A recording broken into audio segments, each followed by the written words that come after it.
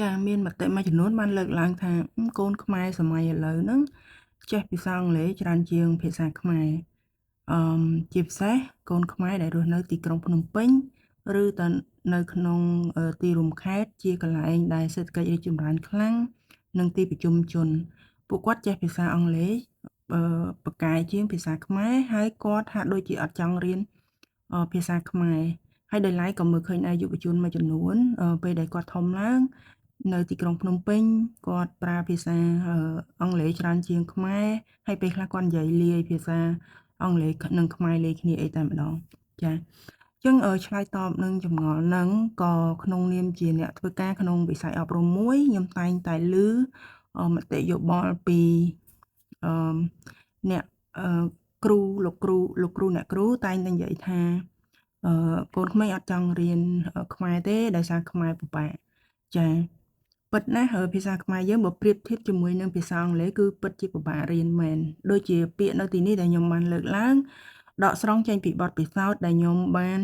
ជួបពិភាក្សាជាមួយនឹងទីប្រឹក្សាបច្ចេកទេសដែលជាជនជាតិបរទេសខ្ញុំចាត់ទុកគាត់ដូចជាកុមារខ្មែរដែលគាត់ចាប់ផ្ដើមរៀនភាសា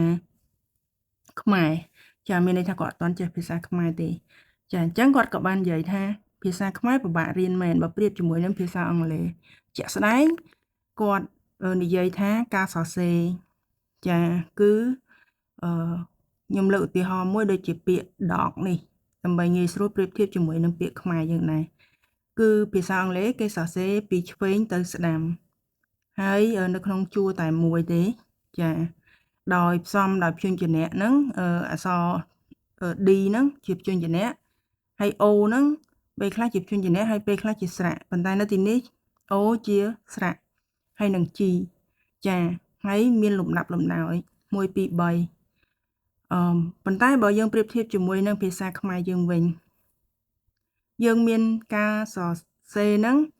ពីឆ្វេងទៅស្ដាំផងពីលើនិងក្រោមផងហើយបើសិនជាយើងផ្អែកទៅតាមការធ្វើអក្ខរវិញ្ញាសអ្នកខ្លះគេហៅអក្ខរវិញ្ញាសឬក៏ការប្រកបវិញយើងនឹងមើលឃើញថាអក្សរឆមុនហើយជើងកទី2ស្រៈអែទី3បើយើងប្រកបបញ្ចេញសំឡេងអីហ្នឹងប៉ុន្តែការសរសេរកូនក្មេងមើលឃើញថាស្រៈអែទៅជាតួទី1វិញបើយើងមើលពីឆ្វេងមកស្ដាំវិញចាកន្លែងហ្នឹងដែលធ្វើឲ្យកូនក្មេងពិបាកចាប់និងងាយស្រួលរៀនផងដែរចានេះជាចំណុចតូចមួយនៃការប្រៀបធៀប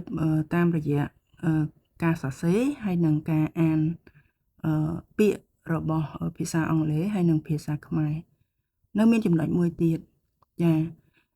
ខ្ញុំរៀនសូត្របានដែរពេលខ្ញុំដើរតាមផ្លូវចុះធ្វើការជាមួយគាត់ខ្ញុំសារឲ្យជនបរទេសហ្នឹងដោយសារគាត់រៀនភាសាខ្មែរយើងឲ្យគាត់អានពាក្យនៅលើផ្លាកសញ្ញាកន្លែងភោជនីយដ្ឋានអីផ្សេងណាចាហើយគាត់ជួយចិត្តអានមនុយជាភាសាខ្មែរអីចឹងទៅយើងក៏ជួយសុំឲ្យគាត់អានគាត់រីករាយនឹងអានហើយខ្ញុំសង្កេតឃើញថាគាត់ស្គាល់តួអក្សរបានហើយគាត់ស្គាល់ស្រៈបានប៉ុន្តែពេលខ្លះគាត់អាចប្រកបថាពាក្យហ្នឹងត្រូវបញ្ចេញសំឡេងបែបណាដែលត្រឹមត្រូវហើយគាត់បាននិយាយប្រាប់ខ្ញុំថាបើសិនជាគាត់មានចំណេះដឹងមួយទៀតគឺ vocabulary ចា vocabulary ជាភាសាអង់គ្លេសប៉ុន្តែខ្មែរយើងបកតែថាវាក្យស័ព្ទពាក្យចំណេះដឹងពាក្យហ្នឹងចាគាត់នឹងអាចបូកបញ្ចូលគ្នាទៅធ្វើឲ្យគាត់កំណត់បានគាត់គួរតែអានពាក្យហ្នឹងបញ្ចេញសំឡេងបែបណាដូចគ្នាតាមរយៈចំណុចទាំងអស់នេះខ្ញុំសម្គាល់បានឃើញថាកុមារតូចខ្មែរយើងគាត់រស់នៅក្នុងស្រុកខ្មែរគាត់និយាយភាសាខ្មែរជាមួយនឹងឪពុកម្ដាយជាមួយនឹងអ្នកផ្ទះរបស់គាត់មុននឹងគាត់ចូលសាលារៀនអញ្ចឹងគាត់មានចំណេះដឹងខាងវាក្យស័ព្ទស្រាប់ហើយអ្វីដែលយើងអាចជួយគាត់នោះពេលគាត់មកសាលាគឺធ្វើយ៉ាងណាឲ្យគាត់ស្គាល់តួអក្សរនិងសូររបស់តួអក្សរនោះហើយឲ្យគាត់ចេះច្របាច់បញ្ចូលគ្នាហើយបូកជាមួយនឹងចំណេះដឹងវាក្យស័ព្ទរបស់គាត់ធ្វើឲ្យគាត់អាចមានសមត្ថភាពអានពាក្យបញ្ចេញសំឡេងពាក្យបានត្រឹមត្រូវចាឥឡូវនេះកុមារស្គាល់តួអក្សរស្គាល់សូររបស់តួអក្សរអាច ចេះច្របាច់ជាមួយនឹងចំណេះដឹងវាក្យសព្ទរបស់គាត់ហើយធ្វើឲ្យគាត់អាចមានលទ្ធភាពនៃការអានពាក្យហ្នឹងបានត្រឹមត្រូវភាគច្រើនការបញ្ចេញសំឡេងអញ្ចឹងបំណិនបន្ទាប់គឺលោកអ្នកដែលជាឪពុកម្ដាយឬក៏លោកគ្រូអ្នកគ្រូអាចជួយនាំឲ្យកូនសិស្សសង្កេតពាក្យនីមួយៗសម្គាល់ទីតាំងរបស់តួអក្សរខ្ញុំឧទាហរណ៍ដូចពាក្យឆ្កែនៅខាងដើមអញ្ចឹងចាយើងប្រាប់កុមារថាបើយើងប្រកបឬក៏ធ្វើអក្ខរវិញ្ញាសយើងឮអក្សរឆមុនប៉ុន្តែជាក់ស្ដែងយើងទៅមើលទៅអក្សរឆគឺនៅទី2ត្រអែទៅជានៅជួរទី1វិញនៅមុនឆវិញអញ្ចឹងណាអញ្ចឹងវាខុសពីភាសាអង់គ្លេសប៉ុន្តែកូនរៀនចំណាំចាអញ្ចឹងនៅពេលដែលយើងមានទម្លាប់ជួយឲ្យកុមារញែករវាងភាពខុសគ្នារបស់ការសរសេរភាសាខ្មែរហើយនិងអង់គ្លេសនោះនឹងជួយឲ្យកុមារលុបបំបាត់ការយល់ច្រឡំហើយគាត់នឹងរៀនអនុវត្តបន្តិចម្ដងដើម្បីឲ្យគាត់មានសមត្ថភាពក្នុងការរៀនភាសាខ្មែរបានល្អដូចជាភាសាអង់គ្លេសផងដែរចាអញ្ចឹងសរុបសេចក្តីទៅខ្ញុំមើលឃើញថាតួអង្គសំខាន់នៅទីនេះគឺនាំកូនយើងពេលមុនគាត់ចូលរៀននៅសាលារៀនហ្នឹងនិយាយឲ្យបានច្រើនចេះពាក្យថ្មីវាក្យសព្ទហ្នឹងចាកន្លែងនេះក៏ខ្ញុំរៀនបានដែរថាចំណុចដំបូងនៃកុមារតូចៗដើម្បីគាត់មានសមត្ថភាពអាចអាននិងសរសេរបានគឺចាប់ផ្ដើមពីការចេះវាក្យសព្ទច្រើនហើយនៅពេលដែលការបង្រៀនតួអក្សរស្រៈព្យញ្ជនៈអីជាដើមបញ្ចេញសូររបស់តួអក្សរទាំងអស់នោះហើយបូករួមជាមួយនឹងវាក្យសព្ទដែលកុមារចេះហើយស្រាប់នោះគឺជួយឲ្យកុមាររៀនភាសាខ្មែរបានល្អបង្កើនសមត្ថភាពអាននិងសរសេររបស់ពួកគាត់ដែលជាគ្រឹះចាហេតុនេះខ្ញុំលើកទឹកចិត្តដល់លោកគ្រូអ្នកគ្រូឪពុកម្ដាយអនុវត្តចំណុចទាំងអស់នេះហើយព្យាយាមលុបបំបាត់សកម្មភាពទាំងឡាយណាដែលមិនផ្ដល់ឱកាសឲ្យកុមារបាននិយាយប្រស្រ័យតាក់ទងជាមួយនឹងមនុស្សធំ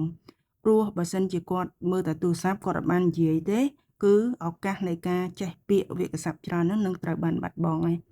ចាតែគាត់បាត់បង់សមត្ថភាពហ្នឹងពេលគាត់ឡើងមកចូលសាលារៀនគាត់រៀនតួអក្សររៀនស្រៈព្យញ្ជនៈអីជាដើមស្គាល់សូរប៉ុន្តែគាត់អត់ចេះយកមកផ្គុំជាមួយវាក្យសព្ទដោយសារតែគាត់អត់ចេះវាក្យសព្ទចាដូចជាជនបរទេសដែលគាត់ស្គាល់តួអក្សរគាត់ស្គាល់សូររបស់តួអក្សរហើយប៉ុន្តែគាត់ផ្គុំយកគ្នាគាត់អត់អាចបញ្ចេញសំឡេងពាក្យនឹងបានត្រឹមត្រូវដោយសារតែគាត់ខ្វះសមត្ថភាពនៃយកមកបន្សំជាមួយវាក្យសព្ទចាហេតុនេះលើកទឹកចិត្តដល់ឪពុកម្ដាយលោកគ្រូអ្នកគ្រូយើងបង្រៀនឲ្យកុមារចេះពាក្យវាក្យសព្ទច្រើនហើយជាយាមជ្រើសរើសយកវាក្យសព្ទឬក៏ពាក្យណាដែលផ្សារភ្ជាប់នឹងតួអក្សរនិងស្រៈដែលយើងនឹងកំពុងបរៀនគាត់នោះជួយឲ្យគាត់បង្កើនសមត្ថភាពមូលដ្ឋានគ្រឹះនៃអំណាននិងការសរសេរសង្ឃឹមថាចំណុចទាំងអស់នេះជាបទពិសោធន៍ថ្មីងាយៗដែលលោកគ្រូអ្នកគ្រូប៉ាម៉ាអាចសាកយកទៅអនុវត្តដើម្បីជួយកុមារតូចៗឲ្យរៀនភាសាខ្មែរយើងបានល្អសូមអរគុណហើយបន្តតាមដាន TikTok មួយនេះដើម្បីទទួលបានចំណេះដឹងងាយៗនិងថ្មីៗបន្តទៀតអរគុណ